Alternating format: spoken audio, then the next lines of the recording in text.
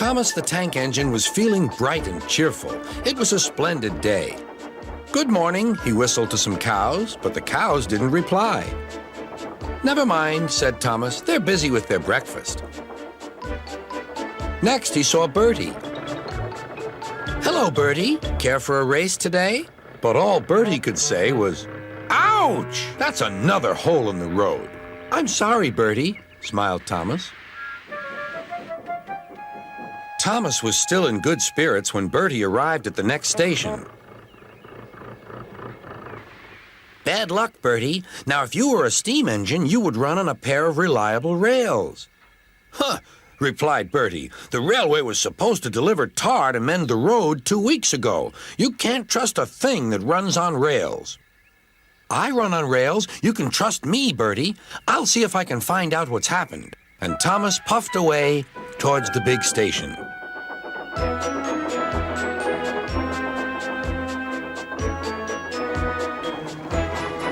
James was snorting about in the yard. "It's too bad," he grumbled. "Percy goes to work at the harbor and I do his job, here, there, and everywhere. Take that!" "Oh," groaned the freight cars, "just you wait. We'll show you." Gordon laughed. "I'll tell you what, James. If you pretended to be ill everywhere, you couldn't shunt freight cars here or go to the quarry there, could you?" "What a good idea," agreed James. "Look, here comes Thomas. I'll start pretending now." Thomas was sorry to see the engines looking miserable. "Cheer up," he puffed. "It's a beautiful day." "Yes," grumbled Gordon, "but not for James." "What's the matter?" asked Thomas. "He's sick," replied Gordon. "Yes, he is. I mean, I am," stuttered James. "I don't feel well at all." "Don't worry," said Thomas kindly. "I'll help out if you're ill." Gordon and James snickered quietly to each other. Some of James's cars were coupled behind Thomas, and he steamed away to the quarry. The cars were still cross. "We couldn't pay James back for bumping us, so we'll play tricks on Thomas instead. One engine is as good as another." But Thomas didn't hear them. He collected all the stone from the quarry and set off back to the junction.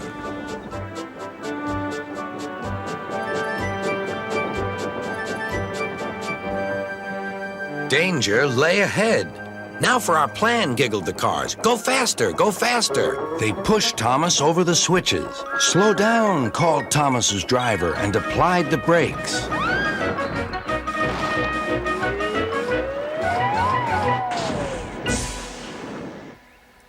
Poor Thomas stood dazed and surprised in a muddy pond as a toad eyed him suspiciously. "Bust my buffers," muttered Thomas. "The day started so well, too."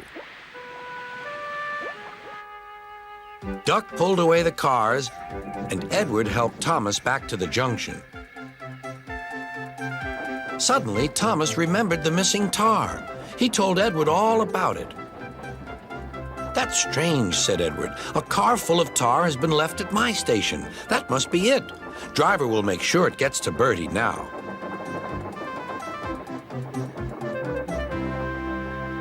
Later, James spoke to Thomas. "I'm sorry about your accident," he muttered, "and so is Gordon. We didn't mean to get you into trouble." "No, indeed," spluttered Gordon. "A mere misunderstanding, Thomas. All's well that ends well." Just then, Bertie arrived. He looked much more cheerful. "My road's being mended now." "Oh, I am glad," replied Thomas. "Thanks for all you did," added Bertie. "Now I know I can trust an engine, especially if his name is Thomas." Gordon and James puffed silently away to the shed, but Thomas still had company. "Well, well," he sighed, "what a day for surprises."